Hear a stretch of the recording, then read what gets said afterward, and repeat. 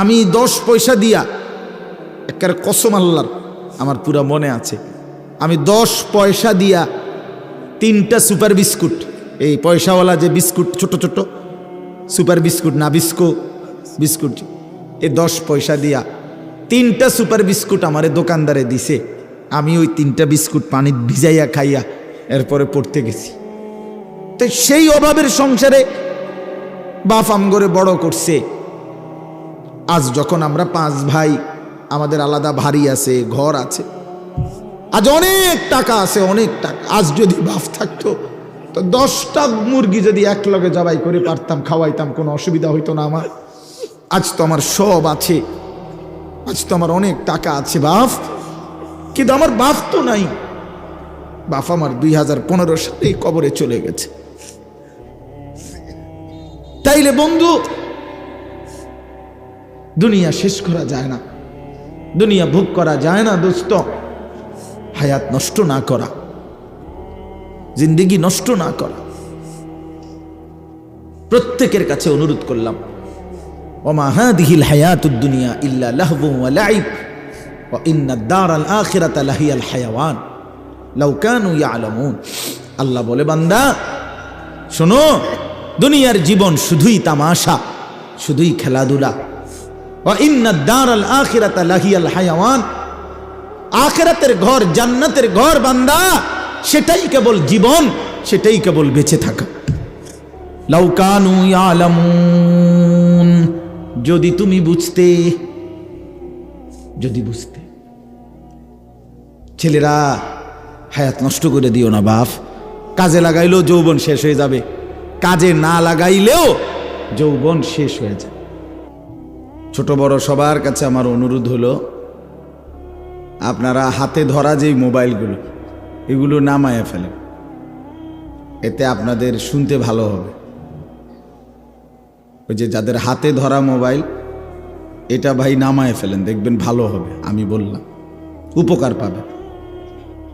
হাতে ধরে mobile record করলে বয়ান শোনা হয় না, বোঝা হয় না, কলিজায় ঢোকে না। মোবাইলে জমা হয় কিন্তু দিলে জমা হয় না। আর মোবাইলে যদি 50,000 ওয়াজও থাকে, আমার জীবনে যদি কোনো পরিবর্তন না থাকে, তো এই মোবাইলের ওয়াজ দিয়ে কি হবে? ফায়দা কি এতে? বাংলাদেশের সমস্ত বক্তার সাথে আমার একটা ছবি আছে, এতে করে হাসরের ময়দানে তো আমার কোনো বিচার হবে না, ঠিক না? কি বিচার হবে? এত বড় ভালো মানুষের বিচার কি? হ্যাঁ বলেন, মানে এটা আপনাদের বিবেকে কি বলে ভাই? নওজোয়ান ভাই তোমরাই বলো। সমস্ত হুজুরদের সাথে আমার একটা ছবি আছে, তো এতে করে আমার ফায়দা কি? আমার কোনো বিচার আচার, আমার হিসাবপত্র হবে না। তাহলে এই সহজ কথাটা, একদম স্বাভাবিক একটা কথা যদি আমরা না বুঝি, কি অর্থ আছে এটা? কি অর্থ আছে? এই জন্য বাপ, দয়া করে, প্রচণ্ড ঠান্ডা, কুয়াশা, এই বসে থাকা অনেক কষ্টকর, আমি জানি। নিচে বসা কঠিন, ঠান্ডার মধ্যে বসে থাকা কষ্টকর। তো এই বসে থাকার বরকতে কষ্ট করলাম, বিনিময়ে আমার কোনো পরিবর্তন হলো না, ন্যূনতম হৃদয়ে কোনো অনুভূতি জাগলো না, বিবেক নড়াচড়া করলো না। কি হলো লাভ? কি ফায়দা হলো? আমি সব সময় বলি, প্রত্যেক দিন এই কথাটা বলি, যে বক্তা তো বদলাইলো অনেক, আমি বদলাইলাম কিনা এটা তো দেখা উচিত। আমার ভাই হজরত মৌলানা সালাউদ্দিন নয়নপুরী, আমার পরিচিত মানুষ, মহব্বতের মানুষ, আমগরে অনেক মহব্বত করে। এখানে আরো অনেক ওলামায়ে কেরাম। এখন বক্তা তো বদলাইলো, আসরের পরে একজন, মাগরিবের পরে একজন, এশার পরে 2 জন, 4 জন 5 জন বক্তা, কিন্তু আমি বদলাইলাম কোথায়? আপনার আমার জিন্দেগি বদলাবে কখন সেটা বলেন? এক মাসে মনে করেন একজন, এটা স্বাভাবিক হিসাব যে আমি 10টা ওয়াজ শুনছি, আপনারা কেউ মনে করেন তাহলে কমপক্ষে যদি 3 জন বক্তা ওয়াজ করে থাকে তাহলে 10টা ওয়াজে 30 জন বক্তা, ঠিক না? তাহলে বক্তা তো বদলাইলো 30 জন, আমনে বদলাইছেন কদ্দুর হেটা কোন? তাইলে আপনার বিড়িখানা ছাড়বেন কোন বছর? চাচা বলেন না, আপনারে ধরেন না আরো কোন হুজুর আইনা কইলে আপনি বুঝবেন যে এটা গুনাহ? বলেন। চা দোকানে টেলিভিশন দেখা, নর্তকীর নাচ দেখা, এই 60 বছর 70 বছর বয়সে এখনো যারা দেখেন এই অসভ্য অভ্যাস কোন দিন ছাড়বেন? এমন জঘন্য, এমন অসভ্য মানসিকতা, এমন বেহায়া নির্লজ্জ মানুষ, এতটা বয়স 60 বছর, 60 বছরে কত রাত, কত দিন, কত আলো, কত অন্ধকার, কত রোদ বৃষ্টি দেখলেন, কত মানুষের জানাজা পড়লেন, কত লাশ দাফন করলেন, কত অ্যাক্সিডেন্ট দেখলেন, কত বিপদ দেখলেন। এত কিছু দেখার পরেও আপনার কলজাটার ভিতরে আখিরাতের ভয়, কবরের ভয়, টেলিভিশনের নাচ গান দেখার প্রতি ঘৃণা আজও তৈরি হয় নাই। আপনি তো বড় শক্ত মানুষ। বলেন ইনসাফ কি বলে? ইনসাফ কি বলে? আফসোসের ব্যাপার। এজন্য আমি বদলাবো কোন দিন সেটা তো দেখার কথা। 20 বছর ধরে, 20 বছর ধরে যার ঘরে রঙিন টেলিভিশন চলতেছে, বউ বাচ্চা ছেলে মেয়ে প্রতিদিন নাচ গান নাটক সিনেমা দেখে বাপ, আপনি চাচা বাবা অভিভাবক, আপনারা আল্লাহর দোহাই দিয়া বলেন আর কত বছর পরে আপনার মনে পড়বে, বুঝবেন যে এটা গুনাহ? বলেন মানে আর কি দিয়া বললে? আল্লাহর কোরআন থেকে বলা হয়েছে, রাসূলুল্লাহ সাল্লাল্লাহু আলাইহি সাল্লামের হাদিস থেকে বলা হইল, এত উলামায়ে কেরাম বলল, এরপরে আর কি বললে, কোনখান থেকে বললে আপনি বুঝবেন এটা গুনাহ? ইস্তাফতি কালবাক, এই আল্লাহর বান্দা নিজের দিলকে প্রশ্ন করে বলেন। কেউ কাউরে কিছু বললেন না, আমারটাই শুনেন, শুধু নিজেরা মন্তব্য করেন না। এটা ইনসাফের সাথে বলে। যুবক ভাই তোমরা যারা আছো, খোদার 365 দিন, 1 বছর, যার কপালে কোনোদিন ফজরের নামাজের সেজদা নাই, কোনোদিন ফজরের নামাজ পড়লা না, তুমি জানো না ফজরের নামাজের ওয়াক্ত হয় কখন, তুমি জানো আর মুসলমান হবে কোন দিন?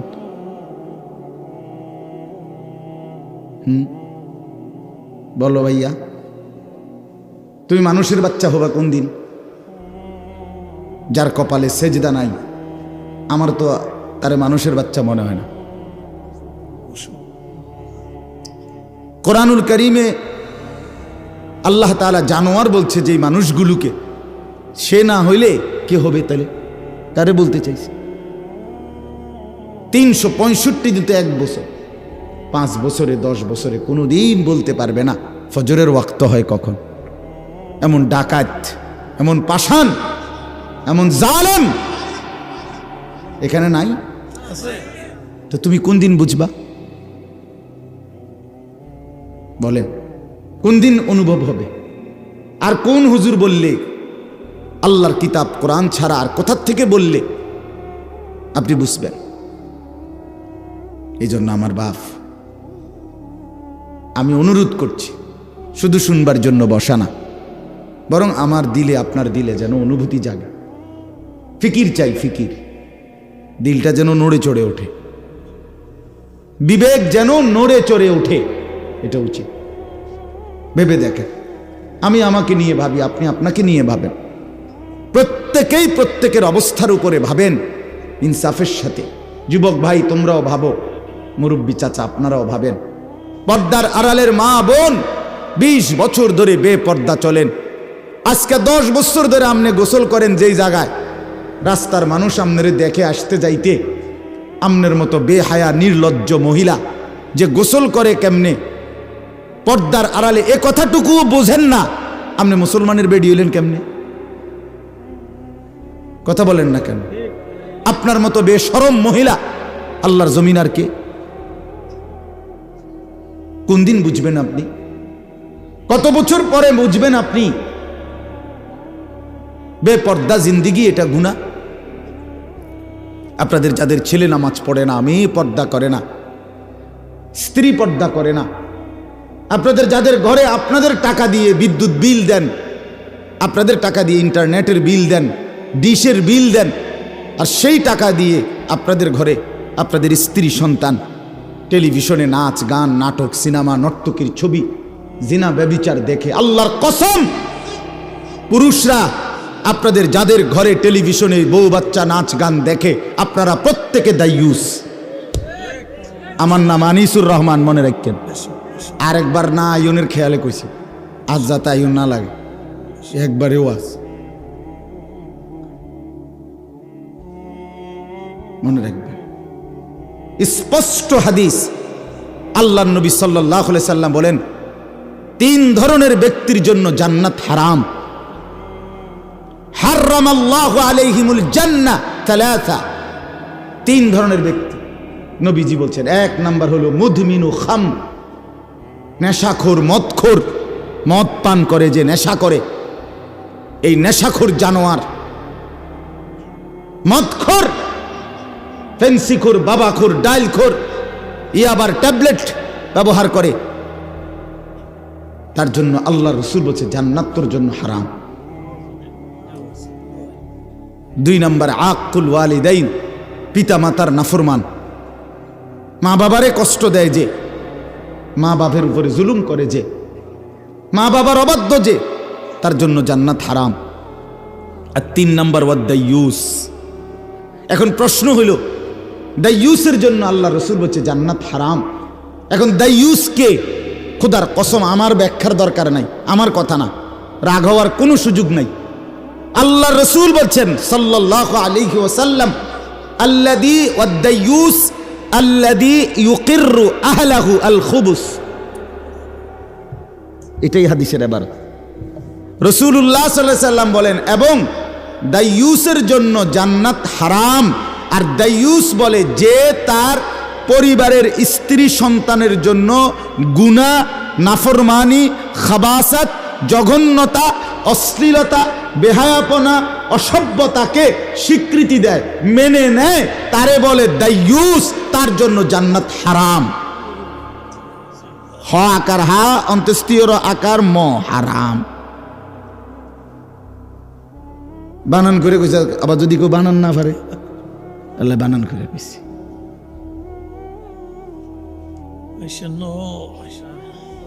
বলে জবাব দেন আপনারা। ঘরে 10 বছর ধরে টেলিভিশন চলে, আপনার কলিজার মধ্যে কোনো নড়াচড়া নাই, আপনি এটারে কিছুই মনে করেন না। কিতা ঘটনা কিতা?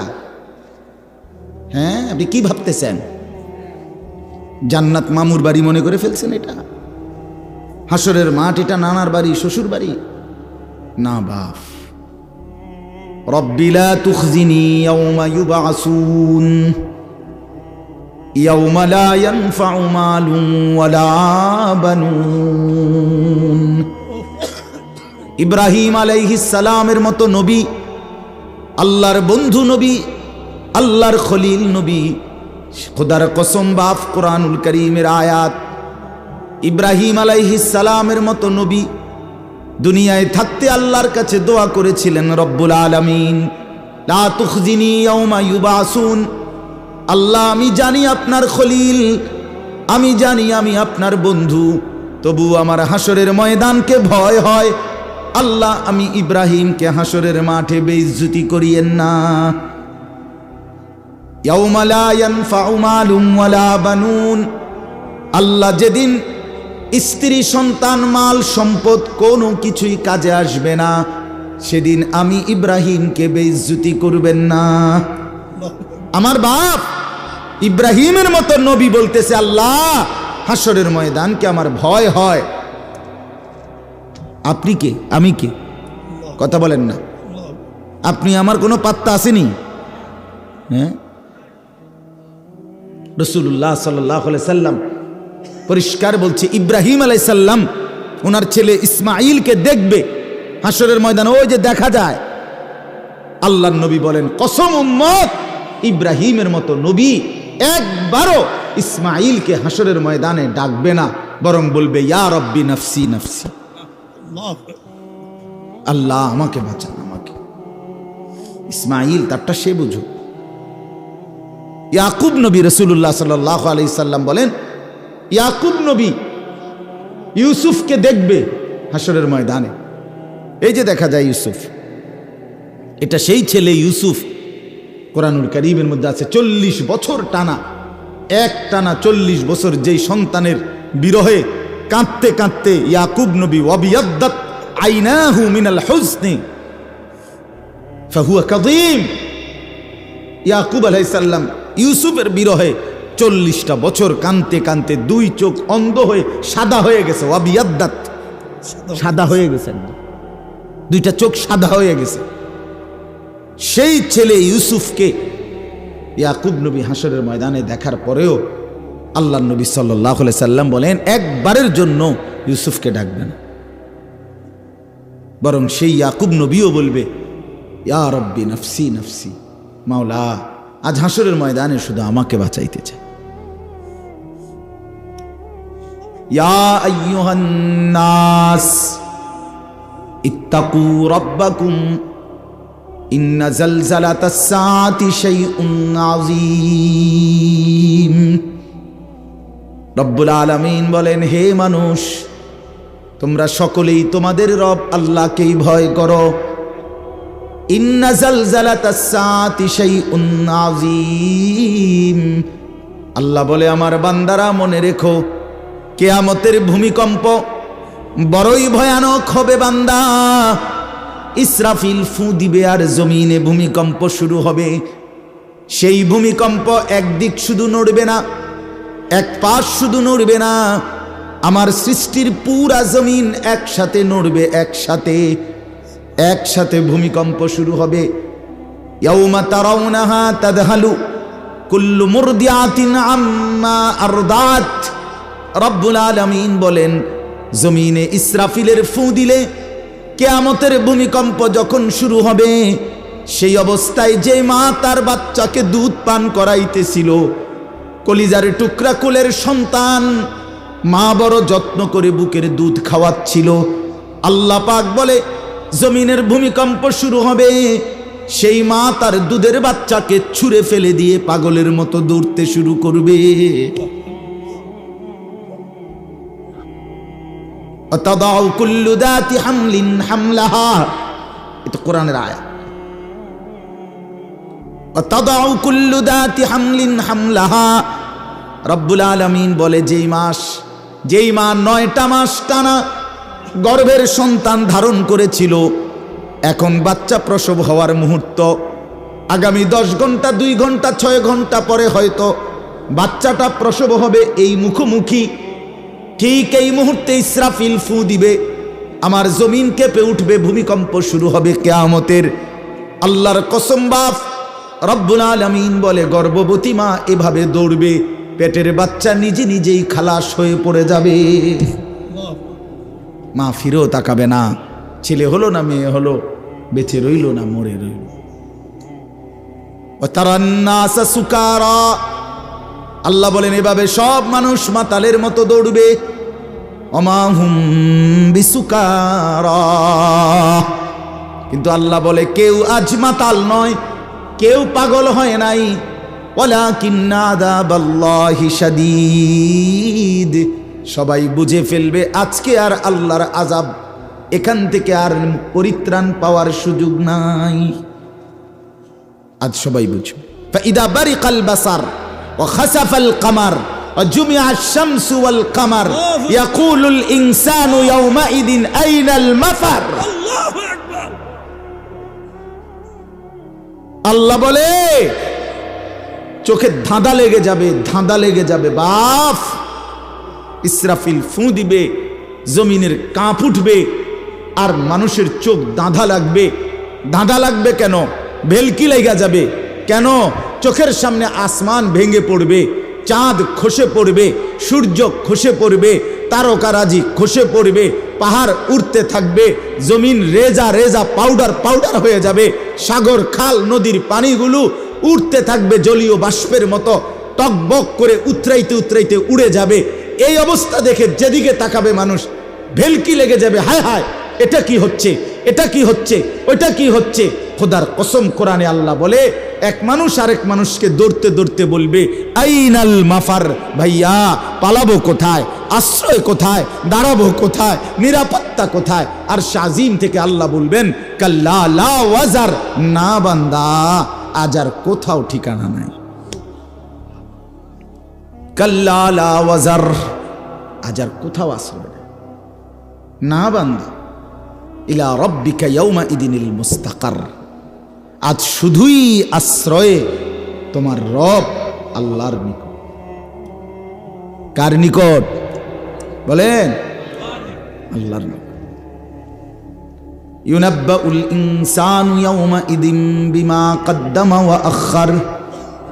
রব্বুল আলামিন বলেন ইসরাফিলের শিঙ্গা ফু দিয়ে পুনরায় আমি আল্লাহ হাসরের মাঠে সবাইকে নিয়ে আসব, আর প্রত্যেকটা মানুষকে তার জিন্দিগির দুইটা জিনিস জানাবো। একটা হলো ভালো কিংবা মন্দ তুমি নিজের হায়াতে যা করেছ, আরেকটা হলো ওয়া আখার, তোমার মৃত্যুর পরে তোমার নামে ভালো কিংবা মন্দ যা কিছু দুনিয়াতে চালু ছিল, দুইটার হিসাব। এই মসজিদে আমি নামাজ পড়েছি মোট যত ওয়াক্ত, এটাও আমার আমল নামাতে জমবে। এই মসজিদে আমি 1 লক্ষ টাকা দিছিলাম, 10,000 টাকা দিছিলাম, বিনিময়ে এই মসজিদটা হয়েছে। এরপরে যতদিন এই মসজিদে মুসল্লি নামাজ পড়েছে তাদের নেকির সমপরিমাণও আমার নামে জমবে। এই টেলিভিশনে আমি যতদিন দেখেছি নাচ গান নর্তকীর ছবি, এটা আমার নামে গুনাহ জমবে। আল্লাহর কসম বাপ, আমার মৃত্যুর পরে স্ত্রী সন্তান ছেলে মেয়ে আমার ঘরে যেই রঙিন টেলিভিশনে নাচ গান যত বছর ধরে দেখেছিল, আল্লাহর কসম বাপ, সমস্ত গুনার 100 সমান আমার আমল নামার মধ্যে জমা হবে। 100 মিসলু আসামে মান তাবিআহু, অর্ধেক অর্ধেক। মিসলু মানে সমান সমান সমান। লা ইয়ানকুসু যালিকা মিন আসামিহিম শাইআ, এক বিন্দু গুনাহ নাফরমান যে করছে তারও কমাবে না, যে ব্যবস্থাপনা করেছে তারও কমবে না। অপেক্ষা করে আপনি নিশ্চিন্ত থাকেন। আপনার টাকা দিয়া কিনা টেলিভিশন আপনার মৃত্যুর পরে তারা ছেলে মেয়ে স্ত্রী সন্তান দেখবে, অথচ আপনার নামে কোনো কিছু জমা হবে না। না না, তারা কি এত বড় অকৃতজ্ঞ নাকি? তারা বলবে আমনে আব্বা নিশ্চিন্তে কবরে যান, আমরা পাঠামু আপনার নামে গুনাহ, আপনি টেনশন করেন কেন? আপনি আমগো বাপ না? আপনি কোনো চিন্তা করেন, কোনো চিন্তা। আপনি সুদে টাকা দিয়ে আমারে মানুষ করছেন, সুদে টাকা দিয়ে ঘর করে দিছেন, আপনি মরার পরেও আপনার নাম ভুলবো কেন?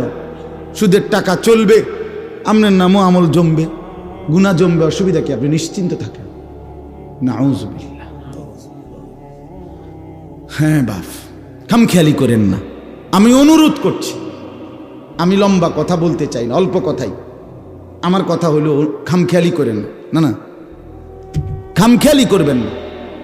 আমার বাপ, আবারও বলছি, আপনি আমি তামাশা করেন না। নওজোয়ান ছেলেরা, নওজোয়ান, কোনোভাবেই তুমি এই জওয়ানির হালাতে শেষ পর্যন্ত থাকতা না। হয় কবরে চলে যাবা, নয় বৃদ্ধ হয়ে যাবে। আমার বাপ, এই শরীর যৌবন হয়তো কবরে পাঠাই দিবে, আর নাই তো শরীরটা দুর্বল হইয়া বৃদ্ধ হয়ে যাবে। এই জওয়ানি থাকবে না দোস্ত, থাকবে না। আজকের সারাদিনে যার কপালে 1 ওয়াক্ত নামাজের সেজদা নাই, বাপ তুমি বহুত বড় বদনসিব, তুই বড় মন্দ কর, তুই বহুত বড় দুর্ভাগা। তোমার উপরে খোদার লানত, তোমার উপরে তোমার রসুলের লানত, তোমার উপরে আল্লাহর সমস্ত ফেরেস্তার লানত, তোমার উপরে আল্লাহর সমস্ত মখলুকাতের লানত। এত অভিশাপ নিয়ে তুমি বাঁচতা না, ভালো থাকতে পারত না। সুখে থাকতে পারত না। অনুরোধ আমার, কোরআনুল কারীমের মধ্যে আছে, আল্লাহ তাআলা নবী সাল্লাল্লাহু আলাইহি ওয়াসাল্লামকে বলেছেন, বন্ধু মনের ইচ্ছা মতো যে চলে, আরাআইতা মান ইত্তাখাযা ইলাহাহু হাওয়াহু আফা আনতা তাকুনু আলাইহি ওয়াকিলা। আল্লাহ নবীকে জিজ্ঞেস করতেছে, বন্ধু মনের ইচ্ছা মতো যে চলে, আমি তো তার কোনো দায়িত্ব নেব না, বাকি আপনার কাছে জানতে চাই, আফা আনতা তাকুনু আলাইহি ওয়াকিলা, আপনি নবী, আপনি আপনার এমন উম্মত যে মনের ইচ্ছা মতো চলে, আপনি তার ওকিল হবেন? আল্লাহ জানতে চাইছে। আপনি দায়িত্ব নিবেন নি কোন? আমি নিতাম না, সাফ কথা। আমাকে সেজদা করে নাই এমন নাফরমানের দায়িত্ব আমি নেব না, আপনি নেবেন কিনা কোন? তো নবী কি বলবে? হ আমি নিব।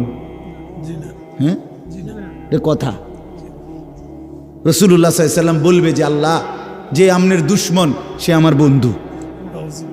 তাইলে তাইলে আহা, এজন্য দোস্ত আল্লাহর পাক ডাইরেক্ট বলছে, আফা আনতা তাকুনু আলাইহি ওয়াকিলা, বন্ধু মনের ইচ্ছা মতো যে চলে, আমি দায়িত্ব নেব না, আপনি নেবেন কিনা বলেন? আপনি ওকিল হবেন কিনা? ওয়াকিল। এরপরে আল্লাহ বলছে, আম তাহসাবু আন্না আকসারাহুম ইয়াসমাউনা আও ইয়াকিলুন। আল্লাহর দোহাই ছেলেরা আমার এই কথা শোনো, এই একটা আয়াতের শব্দ তর্জমা মনোযোগ দিয়ে শোনো বন্ধু। রাসূল বলছে, আল্লাহ নবীকে বলছে, বন্ধু মনের ইচ্ছা মতো চলে, নামাজ নাই, রোজা নাই, বন্দিগি নাই, আল্লাহ নাই, আখিরাত নাই, কোরআন নাই, সুন্নাহ নাই, মনে যা চায় গুনাহ আর নাফরমানির মতো যে চলে, আপনি হয়তো ভাবতে পারেন সে কিছু শুনে অথবা কিছু বুঝে। আল্লাহ বলে, বন্ধু আমি বলতেছি, ইনহুম ইল্লা কাল আনআম, এটা আর কিছু নয়, আর কিছু নয়, শুধুই জানোয়ার, শুধুই জানোয়ার, শুধুই জানোয়ার, শুধুই জানোয়ার। ইনহুম ইল্লা কাল আনআম।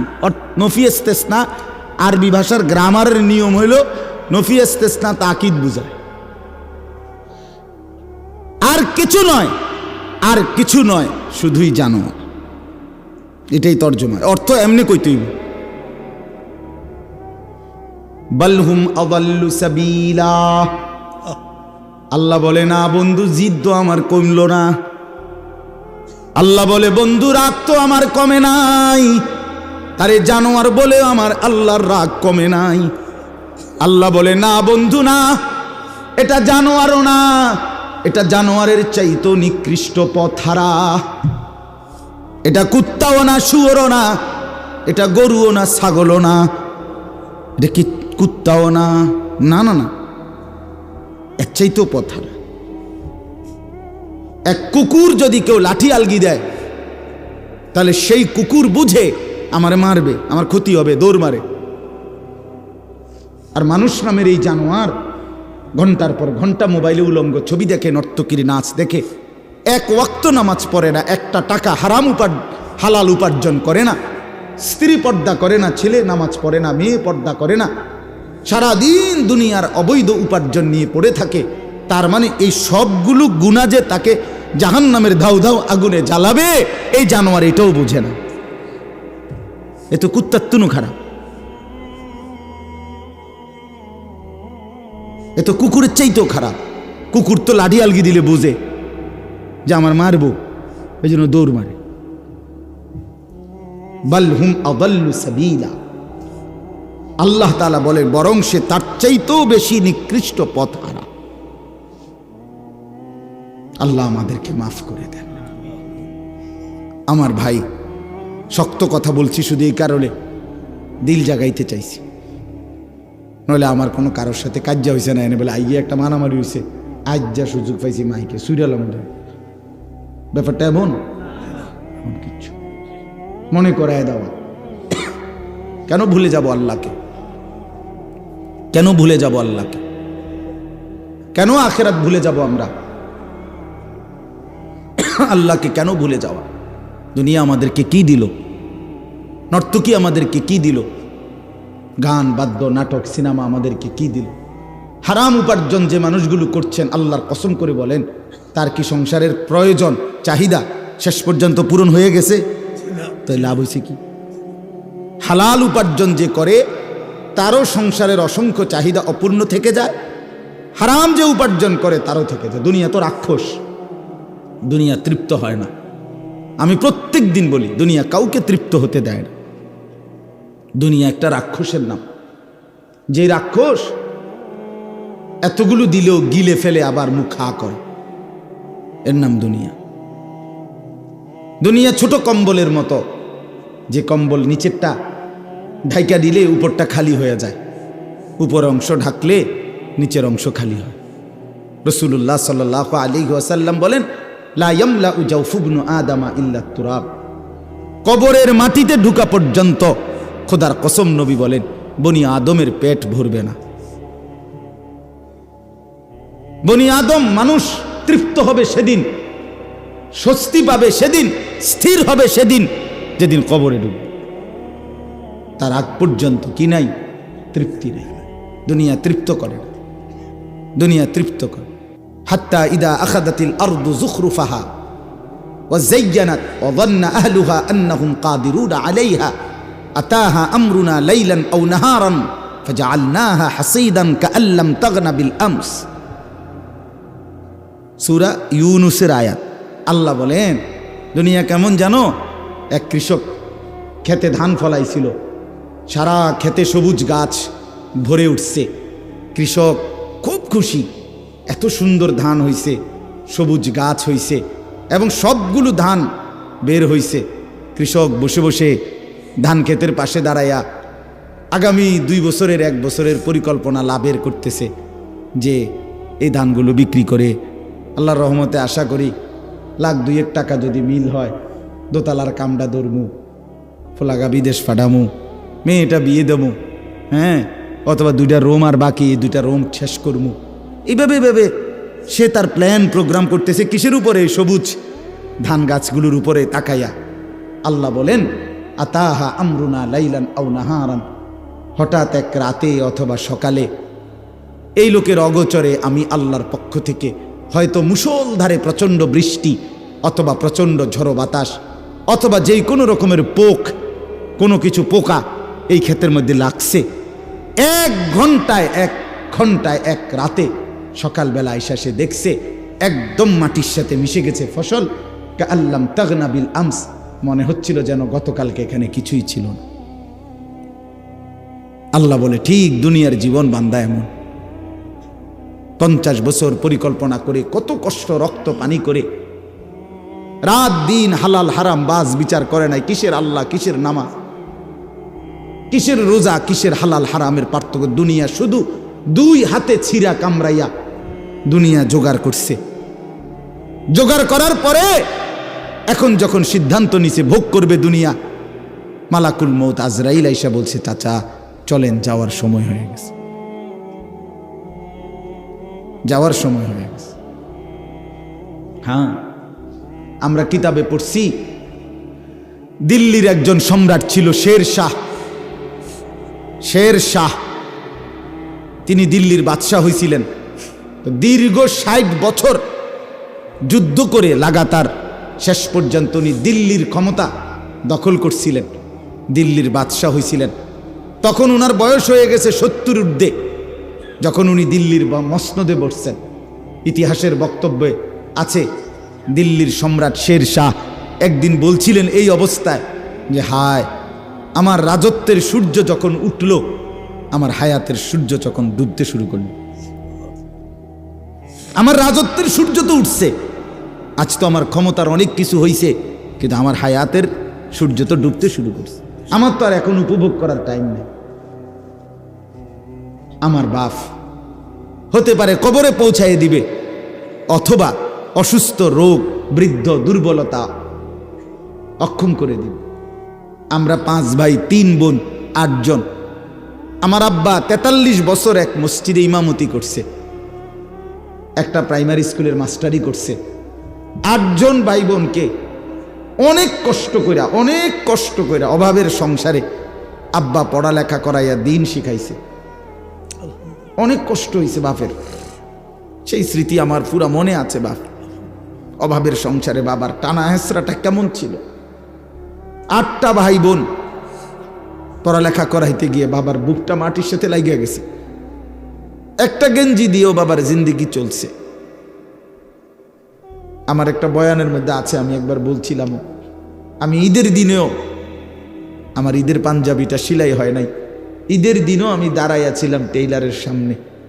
টেইলারের দোকানদার সেলাই করে দেওয়ার পর এরপরে আমি ঈদগাহে নামাজ পড়তে গেছি। ছোটবেলায় আমার ছোট ভাই 1 কেজি আটার টাকার থেকে আমার মা বলে দিছে 1 কেজি আটার টাকা দোকানদারে দিয়া কইবি তোরে যেন 2 টাকার কম দেয় আটা, ওই 2টা টাকা যেন তোকে দেয়, সেই 2 টাকা দিয়া তুই কিছু খাইস। মা এইভাবে সংসারে ছোট ভাইরে টাকা দিছে।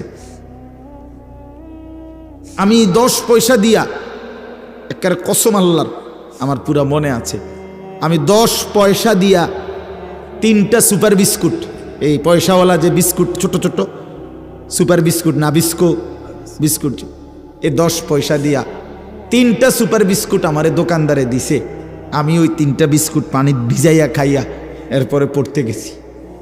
তো সেই অভাবের সংসারে বাপ আমগরে বড় করছে। আজ যখন আমরা 5 ভাই, আমাদের আলাদা বাড়ি আছে, ঘর আছে, আজ অনেক টাকা আছে, অনেক টাকা। আজ যদি বাপ থাকতো তো 10টা মুরগি যদি একলগে জবাই করে পারতাম, খাওয়াইতাম, কোনো অসুবিধা হইতো না আমার।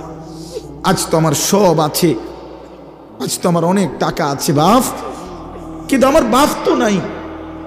বাপ আমার 2015 সালে কবরে চলে গেছে। তাইলে বন্ধু, দুনিয়া শেষ করা যায় না, দুনিয়া ভোগ করা যায় না দোস্ত।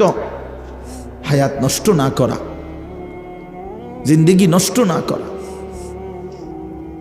প্রত্যেকের কাছে অনুরোধ করলাম, ওমা হাদিহিল হায়াতুদ দুনিয়া ইল্লা লাহবু ওয়া লাইব ওয়া ইন্নাদ দারাল আখিরাতা লাহিয়াল হায়াওয়ান লাউ কানু ইয়ালামুন। আল্লাহ বলে, বান্দা শোনো, দুনিয়ার জীবন শুধুই তামাশা, শুধুই খেলাধুলা। ওয়া ইন্নাদ দারাল আখিরাতা লাহিয়াল হায়াওয়ান, আখিরাতের ঘর, জান্নাতের ঘর বান্দা, সেটাই কেবল জীবন, সেটাই কেবল বেঁচে থাকা। লাউ কানু ইয়ালামুন, যদি তুমি বুঝতে, যদি বুঝতে। ছেলেরা, হায়াত নষ্ট করে দিও না বাপ। কাজে লাগাইলেও যৌবন শেষ হয়ে যাবে, কাজে না লাগাইলেও যৌবন শেষ হয়ে যাবে। অমিনকুম মান ইউতাওয়াফা মিন ক্বাবল, আল্লাহর ওয়াদা বাপ, হায়াত নষ্ট করে দিও না। একটা মানুষ সুস্থ সবল মুসলমানের বাচ্চা, তুমি তাগড়া জওয়ান, তোমার দ্বারা পৃথিবী গড়বার কথা, তোমার দ্বারা দেশ করবার কথা। এই তোমরা যারা এখানে লেখছো শিকড়ের বন্ধন, করম আলীর বংশ, আমি শিকড়ের বন্ধন জিজ্ঞেস করতে চাই। শিকড় যে না ভুলে, সেই শিকড় চিনে, যাদের মাথার চুল বাবার মতো না, দাদার মতো না, ইসলামের মতো না, আলেম ওলামার মতো না, তোমার শিকড়ের সাথে কোনো সম্পর্ক নাই। মিথ্যাবাদী তুই বেটা।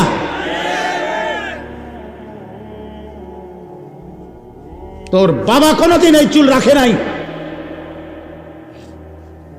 কথা বলেন না কেন? এটা শিকড়, তুমি শিকড় ছিঁড়ে ফেলছো। শিকড় কাগজে লিখলে হবে না, প্রমাণ করো তোমার শিকড়। তোমার দাদা দিন রাত, তোমার দাদা মোবাইলে উলঙ্গ ছবি দেখতো না? এই বেটা কথা কয় না কেন ছেলেরা?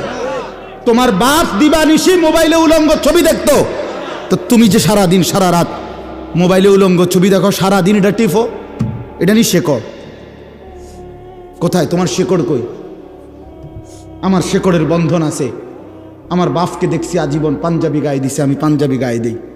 আমার বাপ আজীবন টুপি মাথায় দিছে, আমার টুপি আছে। আমার বাপ আজীবন দাড়ি রাখছে, আমার দাড়ি আছে। আমার বাপ আজীবন মিসওয়াক করছে, আমার মিসওয়াক আছে। আমার বাপ আজীবন টয়লেট পেপার ব্যবহার করছে, আমার টয়লেট পেপার আছে। আমার বাপ আজীবন তসবি ব্যবহার করছে, আমার কাছে তসবি আছে, ওই যে তসবি এনে থুইলাম। আমার বাপ আজীবন আতর ব্যবহার করতেন, আমার কাছে আতর আছে। আমি শেকড়ের বন্ধন আছি আমার। তোমার শেকড়ের বন্ধন তুমি বলো, বলো মিয়া, তোমার ইসলাম তুমি বুঝায় দাও।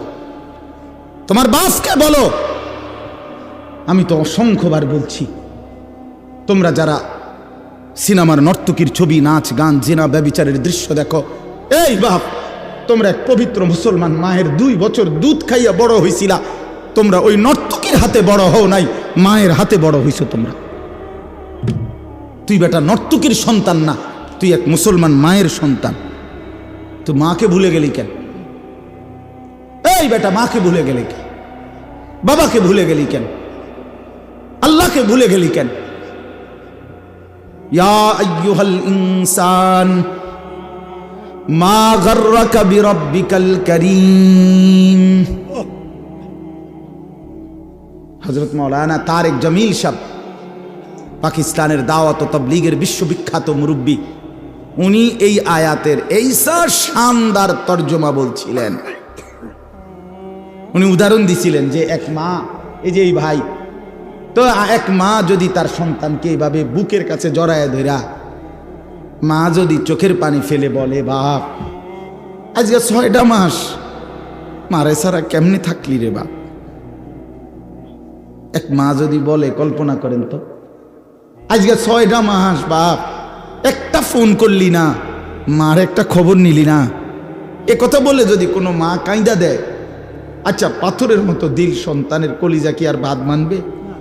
হ্যাঁ, হযরত মাওলানা তারেক জামিল সাহেব বলে, আল্লাহ যেন এরকম বুকে কাছেটাই না, মাথায় হাত বুলায়া আল্লাহ যেন বলে, আনিস আজ একটা বছর কোনো দিন আমার ফজরের নামাজে সেজদা দিয়ে না থাকতে পারলি কেমনে রে বাপ?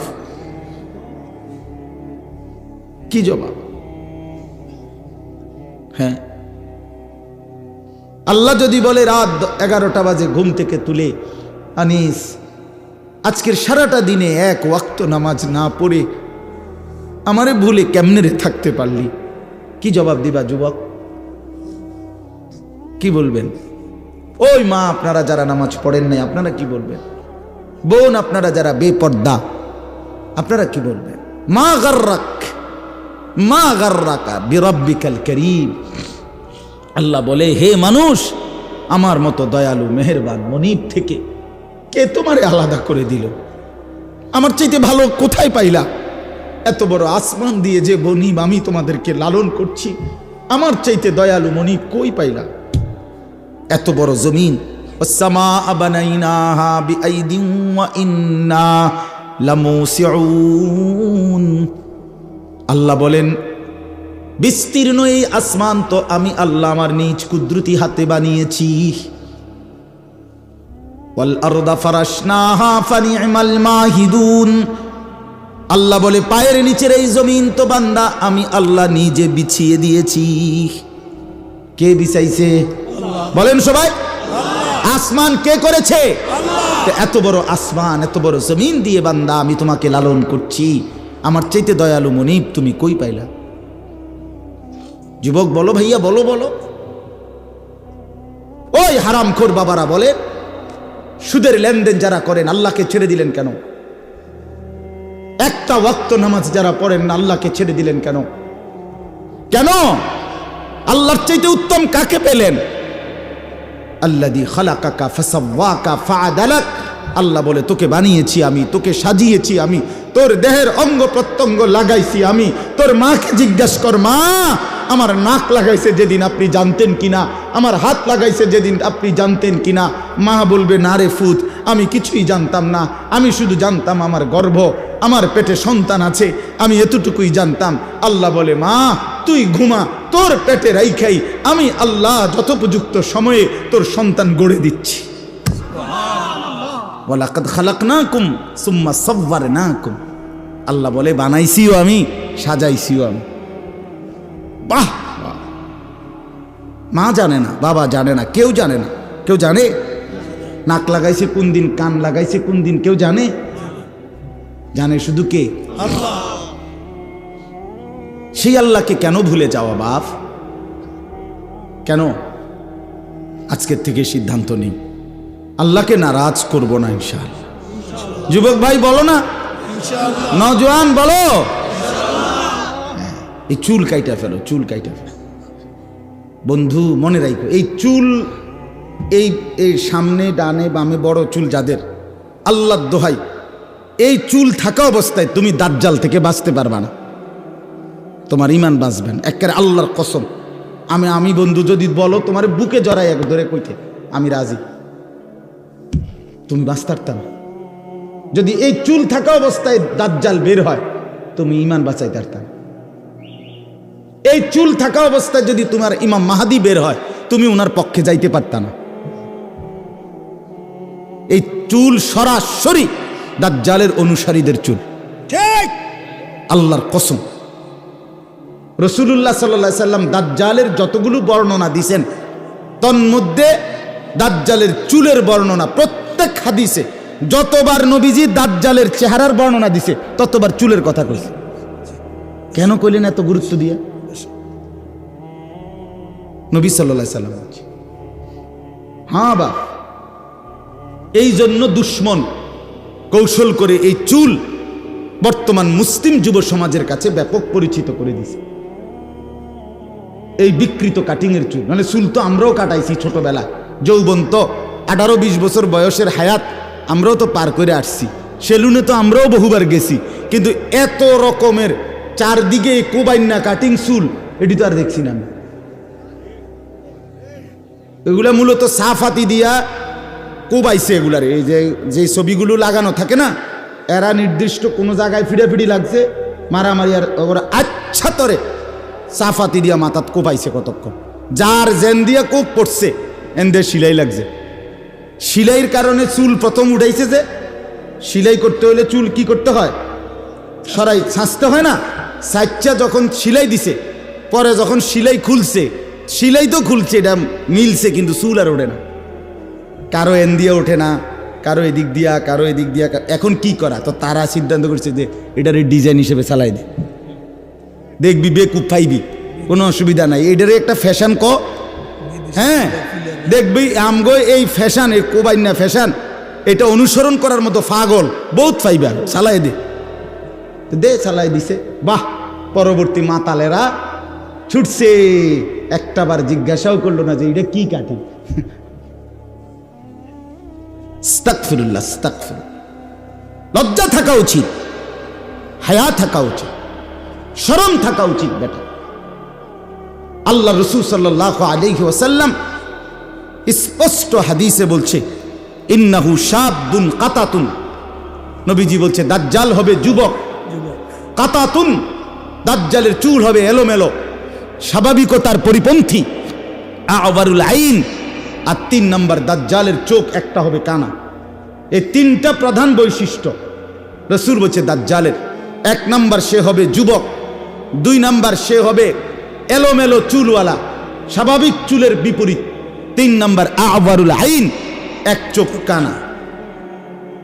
আপনারা বেঁচে থাকলে আগামী অল্প সময়ের ভিতরেই দেখবেন, ছেলেরা তোমরাও দেখবা, এই অল্প, আমি তো দেখছি, আমি সৌদি আরব দেখছি এক যুবককে, বাংলাদেশও একবার দেখছি, আগামী অল্প কিছুদিনের ব্যবধানে দেখবেন এই এক চোখ ইচ্ছা করে আটকাইয়া ফেলা, এটাই নতুন ফ্যাশন আসবে, বেশি দিন নেই,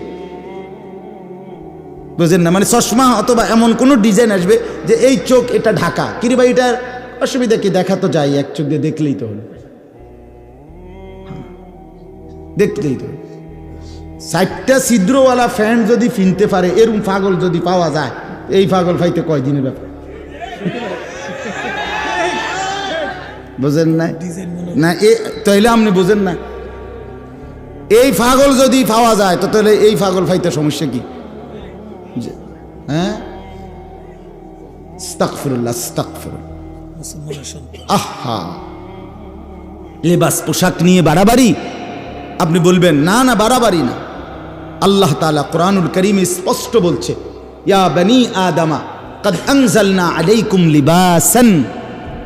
আল্লাহ বলে বান্দা বনি আদম, আমি আল্লাহ, আমি কোরআন নাজিল করেছি, যেমন আমি বৃষ্টি নাজিল করেছি, আমি লোহা নাজিল করেছি, ঠিক হুবহু খোদার কসম কোরআনের আয়াত, আল্লাহ বলে পোশাক আমি আল্লাহ নাজিল করেছি।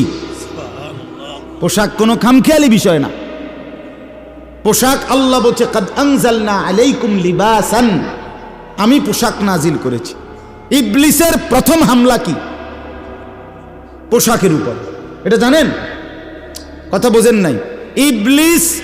ইবলিস হওয়ার পর, মরদুদ হওয়ার পর রাজিম হওয়ার পর, অভিশপ্ত, আল্লাহ যখন তাকে আল্লাহর দরবার থেকে বের করে দিছে, তখন সর্বপ্রথম ইবলিসের আদম এবং হাওয়ার উপরে ষড়যন্ত্র করার পরে প্রথম তাদের কি ক্ষতিটা করছে? বনি আদমের প্রথম ক্ষতি করে ইবলিস, তার লেবাস এবং পোশাক খুলে ফেলে। এই জন্য আদম এবং হাওয়া আলাইহিমাস সালাম, কোরআনে আছে, যখন ওই নিষিদ্ধ গাছের ফল ইবলিসের প্ররোচনায় ভক্ষণ করছে, সাথে সাথে ওনাদের গায়ের থেকে পোশাক খুলে পড়ে গেছে। এই জন্য ইবলিসের প্রথম আক্রমণ পোশাকের উপর। এটা কোরআনের আয়াত, সূরা আরাফে আছে।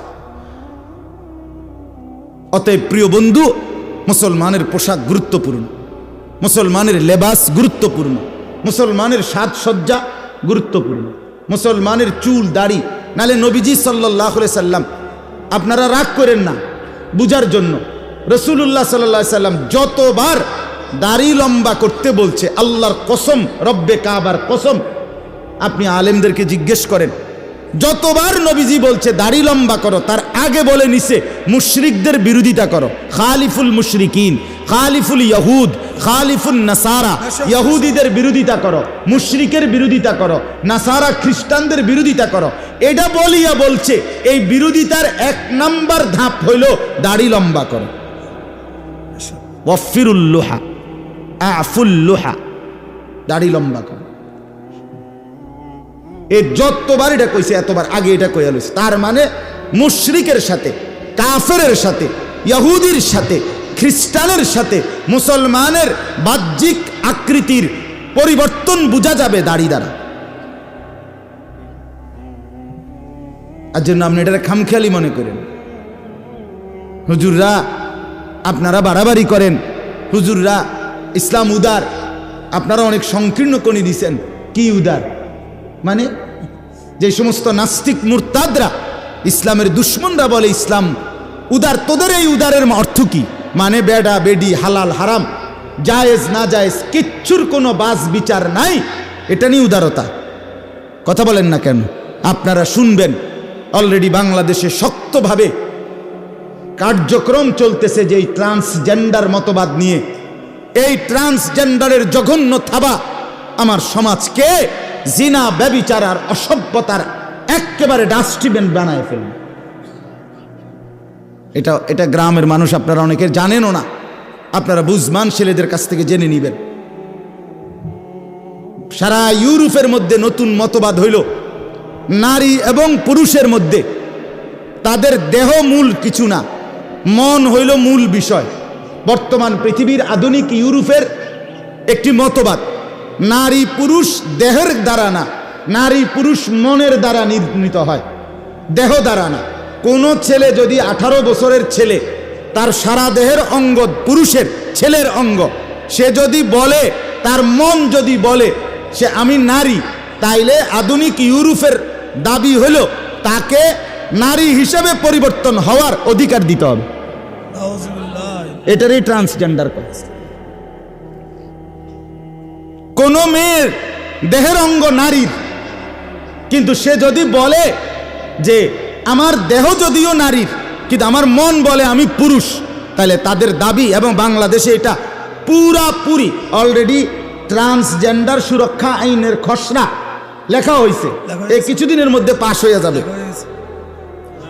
অর্থাৎ তাকে নারীর হওয়ার পরেও, সারা দেহের অঙ্গ নারী হওয়ার পরেও তাকে অপারেশন করে, সার্জারি করে ছেলে হওয়ার সুযোগ দিতে হবে। অথবা যদি সে সার্জারিও না করে, অঙ্গ দেহে মেয়ের নিয়েই সে যদি ছেলের মতো সাজে, তাইলে ছেলেদের সাথে তাকে থাকতে, চলতে, উঠতে, বসতে, শুইতে, খাইতে, ঘুমাইতে দিতে হবে।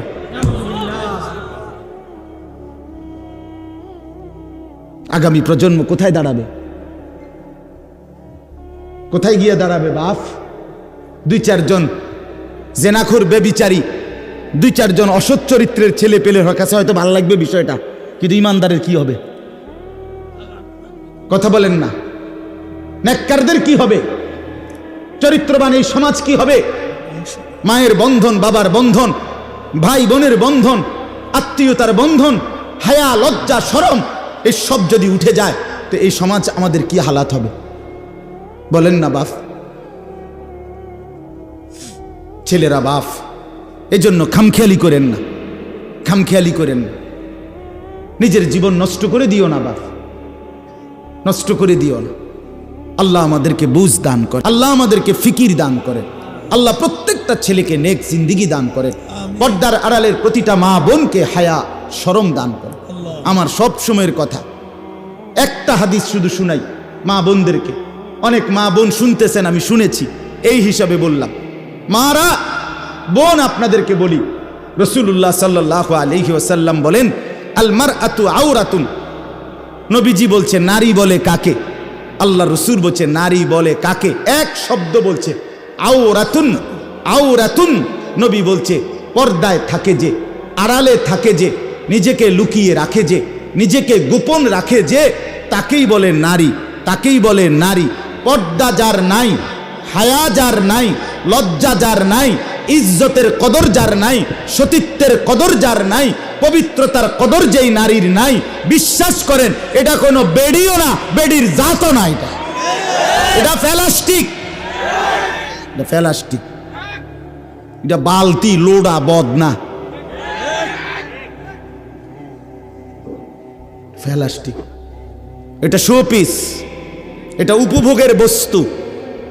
শোপিস, শোপিস মানে হলো মানুষ শোকেস আলমারি বা বিভিন্ন গ্লাসের ভিতরে যেটা ঝুল রাখে মানুষ দেখার জন্য, শো মানে দেখার জন্য, সাজানো, উপভোগের জন্য। বেপর্দা নারী শোপিস, উপভোগের বস্তু। লম্পট যুবকের উপভোগের বস্তু, খারাইয়া মতে এরকম যুবকের উপভোগের বস্তু। আস্তাগফিরুল্লাহ, আল্লাহ আমাদেরকে মাফ করে দেন। অতএব দুনিয়া খামখেয়ালি করলে হবে না। আমরা শেষ পর্যন্ত, শেষ কথা আমাদের, আমরা মুসলমান, আমাদের আল্লাহ আছে, আমাদের আখেরাত ভুলে গেলে চলবে না। আমরা মৃত্যুকে আড়াল করলে হবে না। আমার বাপ স্বীকার করলেও মরতে হবে, স্বীকার না করলেও মরতে হবে। হবে কিনা বলেন? চোখ বন্ধ রাখলেও মরতে হবে, চোখ খোলা রাখলেও মরতে হবে।